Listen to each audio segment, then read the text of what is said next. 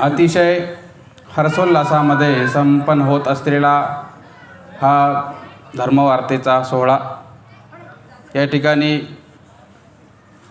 परमेश्वराच्या विचाराचं चिंतन, परमेश्वराच्या तत्त्वज्ञानाचं चिंतन आपण सर्वजण करत आहोत. यामध्ये आपण सर्वजण उपस्थित आहोत.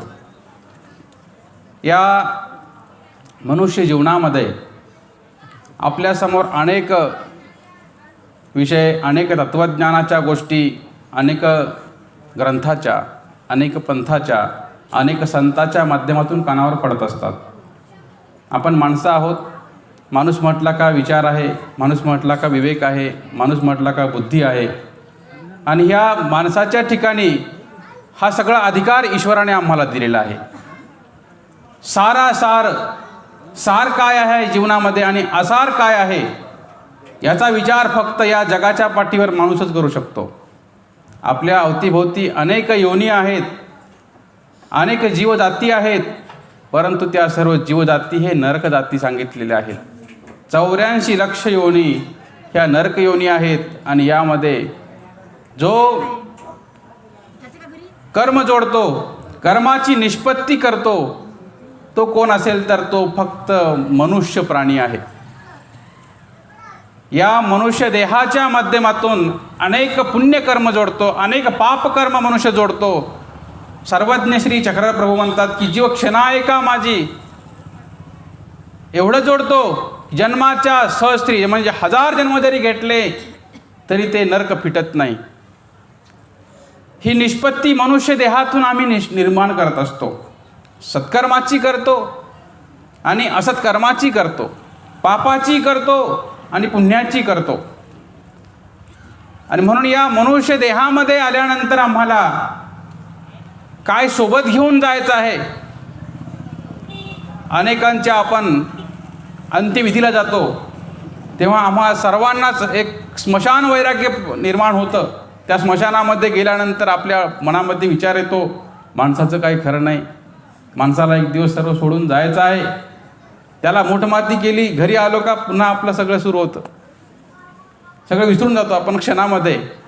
फक्त स्मशान वैराग्य त्या ठिकाणी त्या घटनेपुरतं आम्हाला निर्माण होत असतं. आम्हाला वाटतं की मी चिरंजीवच आहे. अनेक अवतीभोवती मृत्यूचे क्षण आम्ही पाहतो. अनेक द्वाराने मृत्यू आमच्याकडे येतो. तो कधी येईल सांगता येत नाही. आमच्या मानेवर असणारा हा काळ आहे आणि हा काळ आम्हाला कधी गिळंकृत करेल काही सांगता येत नाही. या काळाला पाठीमोर करण्यासाठी आमच्याकडे कोणता जर मार्ग जर असेल, ह्या जन्ममृत्यूच्या फेऱ्यातून आम्हाला सुटण्यासाठी कोणता उपाय जर असेल तर तो म्हणजे एकेश्वर भक्तीचा आहे, परमेश्वर भक्तीचा आहे. अनन्य भक्तीचा तो मार्ग आमच्या जीवनामध्ये जोपर्यंत प्राप्त होत नाही तोपर्यंत हा जीवात्मा जन्ममृत्यू जरा व्याधी ह्या दुःखातून तो मुक्त होऊ शकत नाही. जन्म दुःखम जाय दुःखम, त्या क्षणाक्षणाला असणारं दुःख आमच्या वाट्याला येतं. पहा, मृत्यू क्षणीसुद्धा आम्हाला तो क्षण आवडत नाही.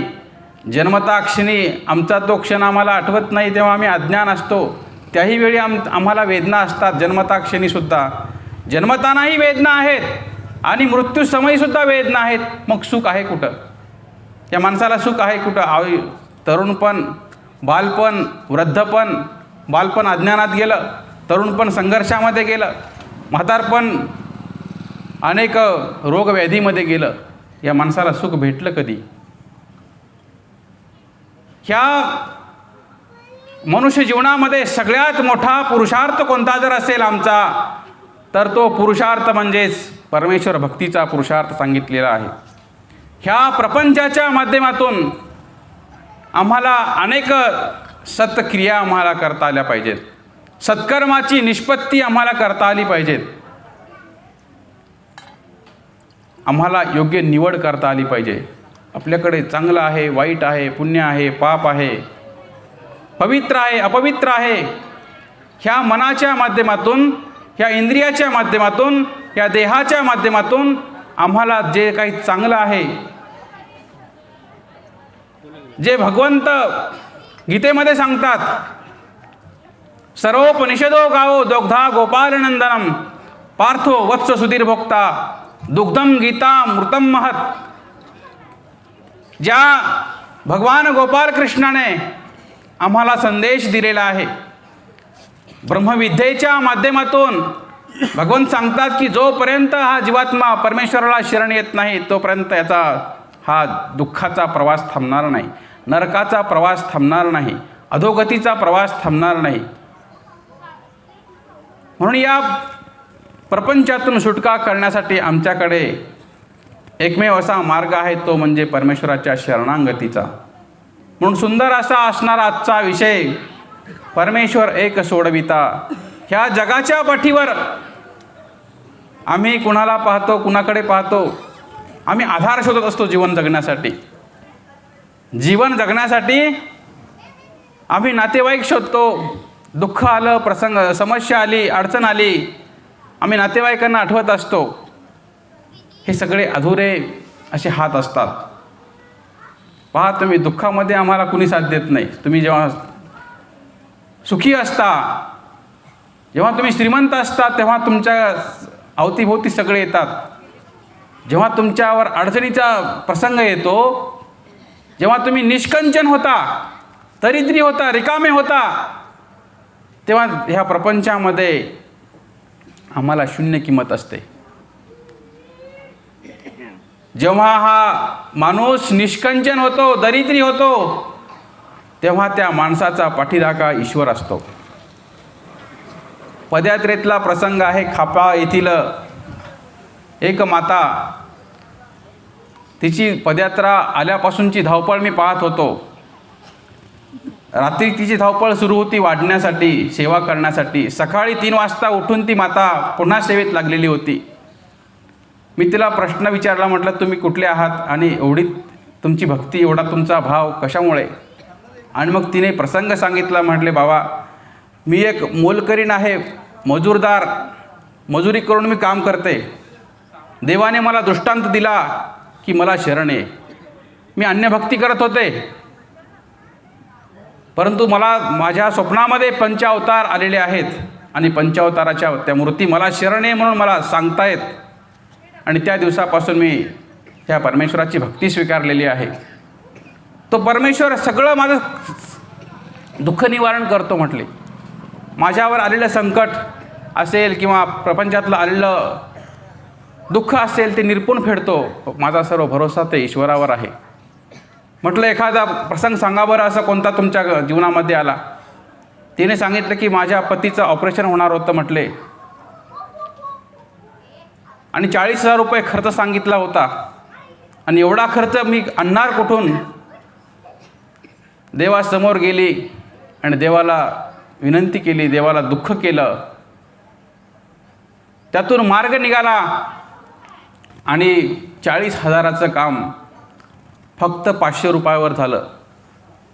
तिने आपला त्या ठिकाणचा प्रसंग सांगितला. देवाला विनंती केल्यानंतर आलेलं डोंगरा एवढं दुःख, विशाल आकाशा एवढं सुद्धा विघ्न त्या भक्ताचं निवारण होऊ शकतं. त्या मातेने सांगितलेला आपल्या पदयात्रेतला हा प्रसंग आहे. म्हणून त्या परमेश्वराला आम्ही जोपर्यंत शरण जात नाही तोपर्यंत आमचे नरक चुकत नाहीत.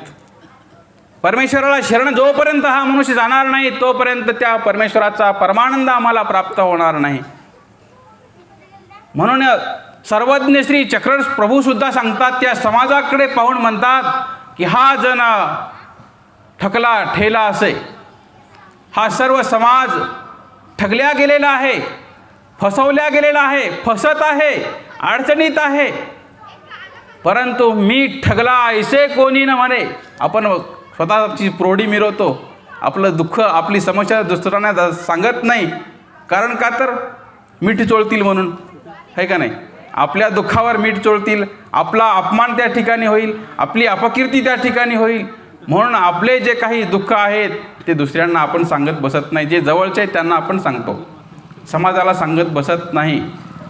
आणि म्हणून त्या परमेश्वराच्या त्या मार्गावर चालत असताना जोपर्यंत परमेश्वरावर आपण सर्व विसंबून राहत नाही तोपर्यंत त्या परमेश्वराचा जो अनुभूतीचा साह्याचा अनुभव आहे तो आम्हाला प्राप्त होणार नाही. म्हणून स्वामी म्हणतात की मी ठगला ऐसे कोणी ना म्हणे, मी ठगला ऐसे जर म्हणे तर तयाचे दुःख आम्ही निरपोण फिडी, असं स्वामी म्हणतात. देवाला शरण गेल्यानंतर वास्तवता जी आहे प्रपंचाची, जे चटके आपण अनुभवलेले आहेत, दुःखच दुःख आहे, हे सगळं अनुभव नाही जर आमेज तुल्य विषयामध्ये जर आपण जर पुन्हा खितपत पडले जर असू तर आपल्या एवढे दुर्दैवी आपणच आहोत. अनंत सृष्टी शिनविले दुःखविले उदास केले, असा हा दुर्दैवी जीव आहे. अनंत सृष्ट्या गेल्या, त्या सृष्टीमध्ये ह्या जीवाने ईश्वराला पाठ दाखवलेली आहे. परमेश्वर ह्या जीवाकडे पाहतात. हे सकळ जीवा ते चिंती, दररोज आपलं चिंतन करतात परमेश्वर.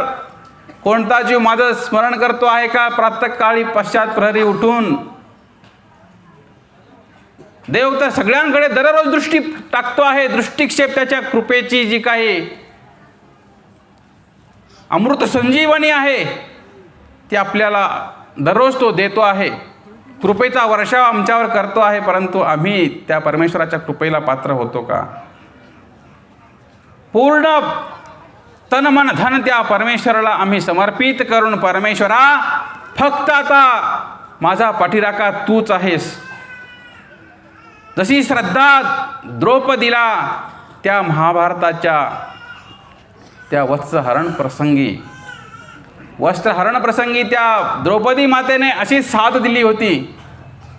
प्रथमतः तिने आपल्या पतींकडे पाहिलं, नंतर पितामह आहेत, सासरे आहेत, धृतराष्ट्र देर आहेत, त्यांच्याकडे पाहिलं. कुणी त्या ठिकाणी येत नव्हता आणि तिला सगळे हे आधार सगळे अधुरे वाटले. आणि त्या ठिकाणी त्या द्रौपदी मातेनं त्या परमेश्वराची आठवण केली. भगवंता फक्त आता तूच या ठिकाणी माझं रक्षण करू शकतोस. दुशासनाने पदर खेचलेला आहे, दातामध्ये त्या द्रौपदीने पदर धरलेला आहे आणि तो पदर आता कधी निसटणार सांगता येत नाही.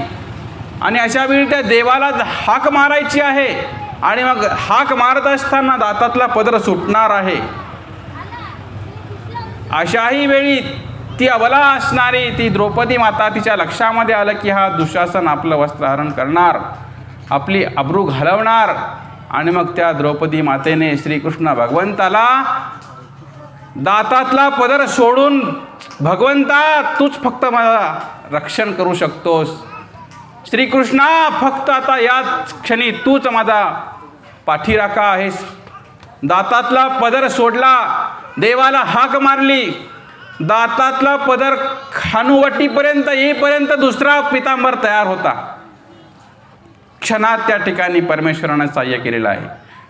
दातातला पदर खानुवटीपर्यंत येईल किती वेळ लागतोय, परंतु दुसरं पितांबर त्या ठिकाणी तयार होतं. देवाला माहीत नव्हतं का बरं द्रौपदीवर कसला प्रसंग येतो आहे, काय माझ्या भक्तावर प्रसंग ओढवलेला आहे, सगळं माहीत आहे. पण द्रौपदी मातेने देवाला बोलवलेलं नव्हतं ना, हाकच मारली नव्हती अगोदर. आपण सुद्धा प्रपंचामध्ये असे दुःख भोगतो आहोत. नाना प्रकारचे रोग व्याधी, अनेक प्रकारच्या समस्या येण्याचं कारण म्हणजे आपण त्या परमेश्वरापासून दूर चाललेलो आहोत, त्या भक्तीपासून दूर चाललेलो आहोत, त्या नामस्मरणापासून आम्ही त्या परमेश्वराला पाठ दाखवलेली आहे. आम्ही नातेवाईकांचाच आश्रय धरलेला आहे. देवई ज्याप्रमाणे द्रौपदी मातेला दुःख अनुभवायला भेटले, त्या द्रौपदी मातेला दुःख का भोगायला भेटले? कारण तिने सगळ्यांचा आश्रय धरला होता अगोदर. पतींना धरलं, सासऱ्यांना धरलं, दिरांना धरलं, येतील कोणीतरी वाचवतील मला, नाही बोलवलं अगोदर देवाला. देवही परीक्षा पाहतो भक्ताची की जोपर्यंत मला बोलवत नाही तोपर्यंत मी का जाऊ, मला त्याने हाकच मारली नाही, मी का जाऊ तोपर्यंत. आणि म्हणून ईश्वराला आम्हाला आळवावं लागतं, आम्हाला विनंती करावी लागते, देवाला अर्जी करावी लागते. अहो सामान्य काम करण्यासाठी शुल्लक बँकेतलं कोणतं काम करायचं असेल, सरकारी कोणती योजना जर आली असेल तर किती अर्जी करावी लागते आम्हाला. किती अर्ज द्यावे लागतात, हा तर तो परमेश्वर आहे. आणि या भवरूपी संसाराचा आम्हाला मार्ग जर हा गुंता जर सोडायचा जर असेल तर आम्हाला अर्जी नको करायला. त्या परमेश्वराने माझं दुःख निरपून फेडावं म्हणून नको का विनंती करण्यासाठी आपण त्या ठिकाणी देवाला पुन्हा पुन्हा दररोज नामस्मरणाच्या माध्यमातून, साधनेच्या माध्यमातून ही अर्जी आपण केलीच पाहिजे. हे परमेश्वरा, या भवरूपी संसारातून तू मला मुक्त कर, तुझ्या प्रेमाला पात्र कर. अनेक असे विषय आम्हाला महाभारतामध्ये सापडतात की जो परमेश्वर एकच असा आहे की जो परमेश्वर या भवरूपी संसारातून जीवाला सोडू शकतो. मुचकुंद राजा तुम्हाला माहिती असेल, मुचकुंद राजाने पराक्रम करून देवता लोकांचं त्या ठिकाणी रक्षण केलं होतं. दैत्य दानवांचा युद्धाचा प्रसंग होता आणि त्या दानवांचा तो प्रसंग, देवताधिकांचा तो युद्धाचा पराभव मुचकुंद राजाच्या लक्षामध्ये आला आणि मुचकुंद राजाने देवताधिकांकडे होऊन दानवांचा पराभव केला. आलेलं संकट, देवताधिकांवरचं आलेलं संकट मुचकुंद राजाने परिहार केला. देवता लोक सर्व प्रसन्न झाले. म्हटले, बरं झालं आज तू आलास राजा, नाहीतर आमचं आज काही खरं नव्हतं. हे राक्षस आम्हाला आमचे सर्व जे काही पदं आहेत, जे आमचे आसनं आहेत सगळे गिळंकृत केले असते. म्हटले आमचं सगळे पदं गेले असते, आमच्या सगळ्या खुर्च्या गेल्या असत्या. बरं झालं तू आलास म्हटले. आणि मग तुला काय पाहिजे आहे ते मागून घे. तुला इंद्रपद पाहिजे का, स्वर्गफळ पाहिजे का, तुला आम्ही द्यायला तयार आहोत. तेव्हा तो राजा म्हटला, मुचकुंद राजा, मला ह्या तुमच्या इंद्रपदाचं मला काहीही देणं घेणं नाही म्हटला. तो म्हटला मला मोक्ष हवा आहे. त्याने काय मागितलं? देवताधिकांकडे मोक्ष मागितला. सर्व देवता लोक म्हटले, अरे बाबा, आम्हीच बंधनात आहोत, आम्हीच त्या परमेश्वराच्या कामावर आहोत. मया अध्यक्षेन प्रकृती स्वेते चराचरम. त्या परमेश्वराने आम्हाला कामावर ठेवलेला या सृष्टी रचनेच्या, सृष्टी व्यवस्थेच्या, आणि तुला आम्ही कुठून मोक्ष देणार? तुला जर मोक्ष जर हवा असेल तर द्वापरीच्या अंती श्रीकृष्ण चक्रवर्ती अवतरती आणि त्यावेळेस त्या अवताराच्या माध्यमातून तुला मोक्ष भेटू शकतो. आता तो प्रसंग होता त्रेतायुगातला. राजा म्हटला, आता त्रेतायुग चालू आहे, त्रेतायुग संपेल कधी, द्वापारयुग लागेल कधी, द्वापारयुगाच्या अंती तो भगवंत अवतरेल कधी, आणि माझा उद्धार होईल कधी? म्हटले, तोपर्यंत मी काय करू, तोपर्यंत मी जगेल का? तेव्हा सर्व देवताधिकांनी त्याला वरदान दिलं की म्हटले, तुला आम्ही निद्रेचं वरदान देतो, निद्रेचं वरदान देतो. एका गुहेमध्ये जाऊन तू त्या ठिकाणी निद्रा कर, आणि निद्रा भंग ज्या दिवशी होईल त्या दिवशी तुझी निद्रा भंग करणारा भस्मसात होऊन जाईल, आणि नंतर दर्शन देणारा तो पूर्ण परब्रह्म परमेश्वर अवतार असेल, असं वरदान देवताधिकांनी दिलं. आणि मग घडलं सुद्धा असंच. जरासंधाने श्रीकृष्ण भगवंतावर 17 स्वाऱ्या केल्या होत्या. 18व्या वेळेस त्या जरासंधाने महादेवाला प्रसन्न केलं, आणि महादेवाला प्रसन्न करून तप करून महादेवाला वर मागितला. म्हटले, मला श्रीकृष्ण भगवंताला आणि बळीरामाला जिंकायचं आहे. महादेव म्हटले, ते तर अजिंक्य आहेत, हे सोडून बाकी काही माग तू, मला यासाठी बोलवलंस का? म्हटले. जरासंध म्हटला, मग तुम्ही प्रसन्न म्हणून उपयोग काय म्हटले तुमचा? तेव्हा महादेव म्हटले, हे अशक्य आहे माझ्याकडून, हे वर मी तुला देऊ शकत नाही. तेव्हा जरासंध म्हटला, काहीतरी मला पदरात पाडा. म्हटले, तुम्ही आता देवादिदेव म्हणता, स्वतःला महादेव म्हणून घेता, तुमचा इथे प्रगट होऊन उपयोग काय? काहीतरी मला पदरात काहीतरी यश द्या. तेव्हा महादेव म्हटले, काहीतरी तुला यश येईल, श्रीकृष्ण भगवान तुला पाठ दाखवतील. म्हटले, एवढं वरदान दिला, एवढा वर दिला.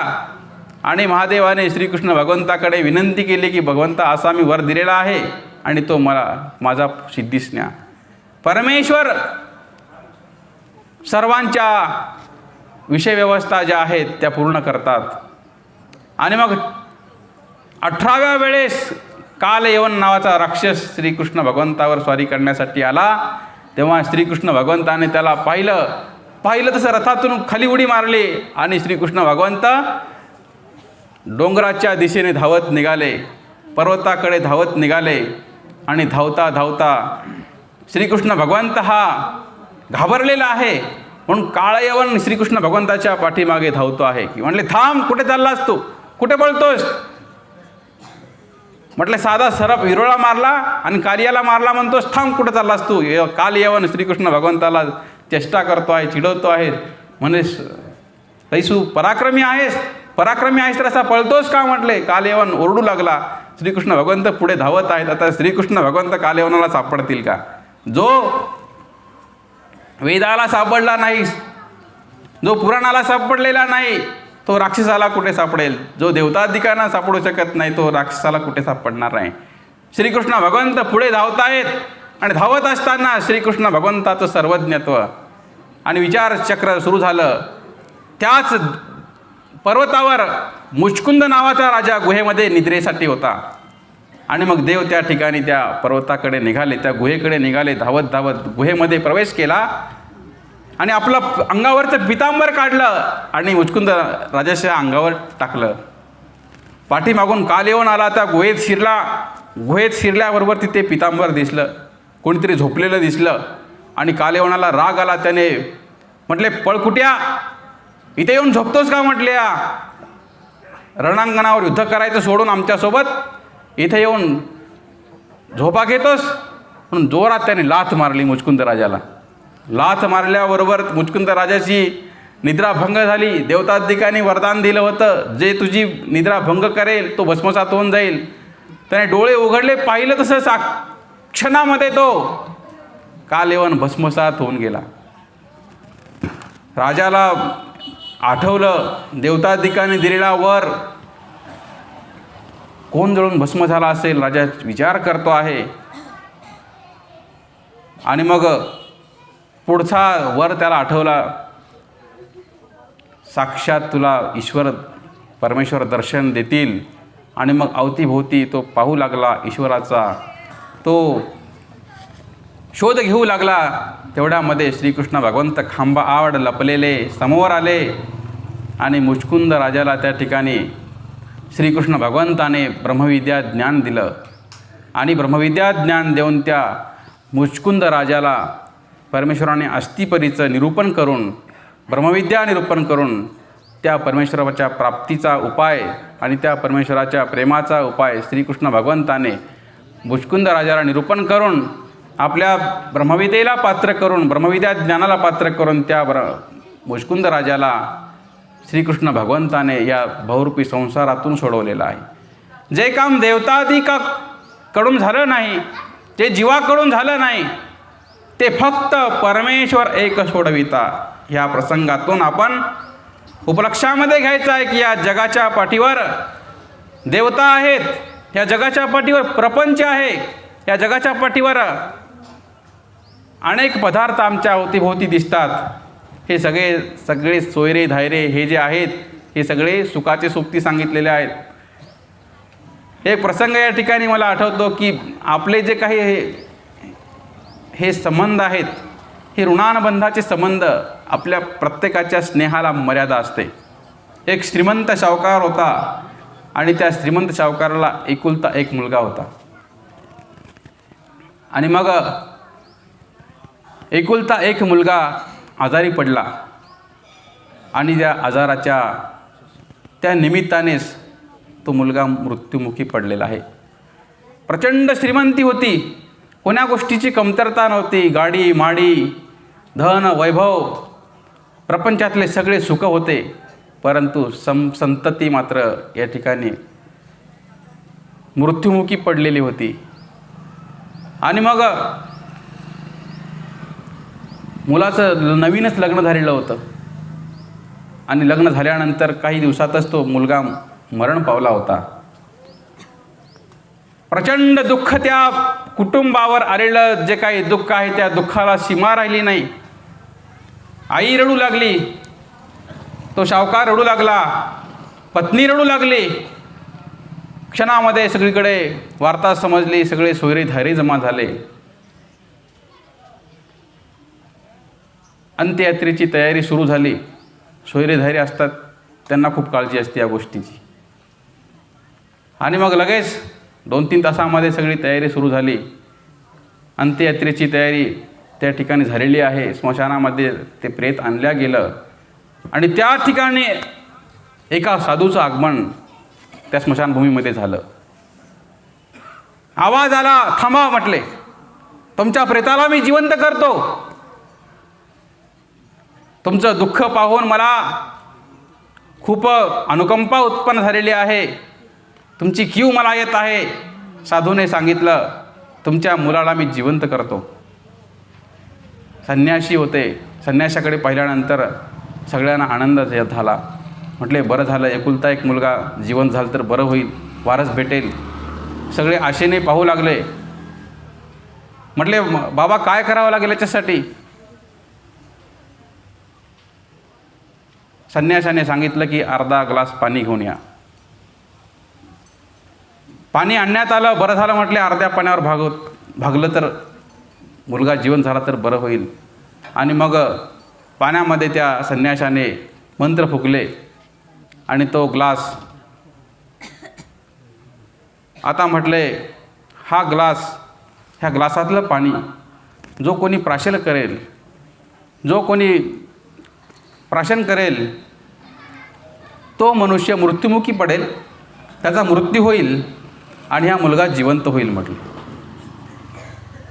जो पाणी पिणार त्याचा मृत्यू होईल आणि तो मुलगा जिवंत होईल. त्या संन्याशाने सगळ्यांपर्यंत ग्लास फिरवला. सगळे सोयरे धायरे मागे सरकू लागले. म्हटले हा ग्लास आम्ही प्यायचा? आम्ही आलो, फोन आला, समजलं म्हणून आलो. आम्हाला काय म्हणले याचं दुःख, कायची काही प्रॉपर्टी भेटणार आहे आम्हाला? हे इकडं नका आणू म्हटले, हे जाऊ दे तिकडं. जवळच्या नातेवाईकांना विचारा, कोणी असतील तर, भाऊ बहीण आत्या विचारा म्हटले. मग जवळचे एकदम प्रथम द्वितीय थर्ड असे असतात ना नातेवाईकसुद्धा. दुसऱ्या श्रेणीमध्ये आले जवळचे नातेवाईक, मामा आत्या, सगळ्यांकडे तो ग्लास फिरू लागला. म्हटले नका, आमच्याकडं नको हा. म्हटले आम्हाला काही याच्यातलं काही भेटणार नाही, आमचा काय फायदा आहे? आमचा जीव मारून याला जिवंत करायचं, याचा फायदा करायचा, नको, आमच्याकडे नको. हा जाऊ द्या म्हटले, जाऊ द्या त्या बापाकडे जाऊ द्या म्हटले पोराच्या. आणि मग बापाकडे गेल्यानंतर म्हटले तुमचा मुलगा जिवंत होईल, ह्या ग्लासातलं पाणी प्या. संन्याशाने वडिलांसमोर ग्लास धरला तेव्हा तो संन्यासी त्या मुलाचा बाप म्हटला पाणी पिलं असतं म्हटला, परंतु मी मेल्यानंतर हिचं कसं होईल? मी जर मेलो तर हिचं कसं होईल म्हटला. म्हणजे राहू दे आता, जे झालं ते झालं. बापाने पुढं सरकवला. ग्लास आईकडे आला. आई म्हटली मी हे ग्लास घेतला असता, परंतु माझ्या माघारी ह्यांचं कसं होईल? आणि मग तो ग्लास पुढे सरकला. पुढे सरकल्यानंतर पत्नीकडे आला. पत्नीकडे आल्यानंतर म्हटले घ्या, तुमचा पती जिवंत होईल. तेव्हा ती पत्नी म्हणते रजाचा गज करून ज्या आईने हा ग्लास घेतला नाही, ज्या बापाने ह्या सर्व जीवनाचा जो विचार केला त्या बापाने सुद्धा ग्लासातलं पाणी घेतलं नाही, मी तर काय म्हटले, आज एक घर आहे तर उद्या दुसऱ्या घरी जाईल. हा ग्लास जाऊ द्या म्हटले, पुढं राहू द्या, झालं ते झालं. आता मी मरून तरी काय फायदा काय आहे? मी मरावं आणि याचा फायदा व्हावा. म्हटले जाऊ द्या, थांबू द्या. ह्या दृष्टांतातून आपले अवतेभोवतीचे जे काही आपले आधार आहेत, या आधाराचा हा जो काही अधुरापणा आहे तो आपल्या लक्षामध्ये येईल. म्हणजेच हे जन जे आहेत ते दिल्या घेतल्याचे आहेत, यांच्यावर भरोसा ठेवून काही उपयोग नाही. म्हणून व्यवहार आहे तो हा एक जीवनाचा जगण्यासाठी एक माध्यम आहे, एक साधन आहे. जीवन जगण्यासाठी काय आहे? एक साधन सांगितलेलं आहे, ऋणानुबंधाचं नातं आहे. परंतु या पलीकडे आम्हाला विचार जर केला, सत्सद विवेकबुद्धीने जर आम्ही विचार जर केला, तर ह्या सर्व भवसंसारातून साक्षी भावनेने तो परमेश्वर आमच्याकडे पाहणार आहे. आणि साधाईसाना ते म्हणतात की जीव ऐसे अधमुख असती. अधमुख आहे ते सगळे जीव, खाली पाहत आहेत, प्रपंचाकडे पाहत आहेत. अधमती, अधगती, अधरती ह्या दोषांनी हे मतित्रयाने युक्त असलेले जीव अधोगतीकडेच आहेत. जेव्हा ऊर्ध्वमती होईल, यांचं अधोमुख होईल, ऊर्ध्वमुख होईल, अधोमुख असणारं ऊर्ध्वमुख होईल, तेव्हा त्यांना ऐसेची काडी जाईल.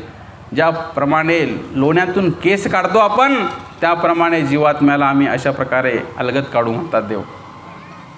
त्या परमेश्वरांना आम्हाला शरण जाता आलं पाहिजे. त्या परमेश्वराच्या शरणांगतीशिवाय आम्हाला जीवनामध्ये दुसरा पर्याय नाही. म्हणून आमच्या जीवनामध्ये आम्ही कोणत्या गोष्टीची निवड करतो? आता विज्ञानयुग आहे आणि आता कलियुग आहे. या कलियुगामध्ये सगळं बेगडी आहे, सगळं बेगडी. म्हणजे डुप्लिकेट ज्या वस्तू आहेत त्या बाजारात खूप येतात आणि तिची विक्रीसुद्धा खूप होते आणि ते लोकांना खूप आवडतात. ते चांगलं आहे ते आवडत नाही. दूध किती जण पितात बरं? आता या काळाला दूध पिणारे किती लोक आहेत? चहा पिणारे पहा बरं. चहा पिणारे दूध पिणारे किती आहेत? हात वर करा. म्हणजे पहा तुम्ही, लक्षात येईल तुमच्या की चांगली जी वस्तू आहे ती आम्हाला नको वाटते. म्हणजे कलियुग आहे, कलियुगाचा प्रभाव आहे. जे बेगडी आहेत, ते जे चटकदार आहे, त्याचा परिणाम काय होतोय याचा विचार नाही. अशा या मनुष्य जीवनामध्ये आम्हाला चांगल्या गोष्टीची निवड करता येणं अत्यंत गरजेचं आहे. चांगलं काय आहे, वाईट काय आहे? अवतीभोवती अनेक देवतादिकांचे जे काही उत्सव आम्हाला पाहायला भेटतात, ते उत्सवसुद्धा आम्हाला प्रलोभन देत असतात. म्हणून त्या प्रसंगीसुद्धा आमची जी स्थिरता आहे, ही स्थिरता आम्हाला टिकवता आली पाहिजे. तो परमेश्वरच तो माझा पाठीराखा आहे. देवता सोडवणाऱ्या नाहीत, जीव सोडवणारा नाही, प्रपंच मुक्त करणारा नाही, तो परमेश्वरच मला सोडविणारा आहे. ज्याप्रमाणे महाभारताच्या युद्धाच्या प्रसंगी दुर्योधनाने श्रीकृष्ण भगवंताला मदत मागितली, तेव्हा त्याने सर्व नारायणी सैन्य मागितलं आणि श्रीकृष्ण भगवंताला कोण मागून घेतलं? तर अर्जुनाने मागून घेतलं. श्रीकृष्ण भगवंताने सांगितलं की अर्जुन पहिला आलेला आहे आणि तुम्ही नंतर आलेला आहात. दुर्योधन म्हटला मी अगोदर आलो. अगोदर आला आणि उषाकडे बसला. अर्जुन नंतर आला आणि पायथ्याशी बसला. देवाची कृपा होण्यासाठी शरणागती पाहिजे. देवाची कृपा होण्यासाठी आपली अहंकार निवृत्ती पाहिजे, नम्रता पाहिजे. देव कोणावरही कृपा करत नाही. अहंकारी असणाऱ्या माणसावर तर कधीच नाही. श्रीकृष्ण भगवंताच्या पायथ्याशी बसणारा अर्जुन, श्रीकृष्ण भगवंत डोळे उघडताच पहिली दृष्टी पडते अर्जुनाला. कशासाठी आलात? मदत पाहिजे महाभारताच्या युद्धाच्या प्रसंगी. तेव्हा दुर्योधन म्हणतो की मला पहिली मदत पाहिजे. श्रीकृष्ण भगवंत म्हटले पहिली भेट अर्जुनाची आहे, पहिली दृष्टी अर्जुनाची आहे, त्यामुळे पहिली संधी अर्जुनालाच. अर्जुनाने श्रीकृष्ण भगवंताला त्या ठिकाणी त्या प्रसंगी मागून घेतलेला आहे. देवाने निवड करायला सांगितले की म्हटले अर्जुना तुझ्याकडे दोन पर्याय आहेत.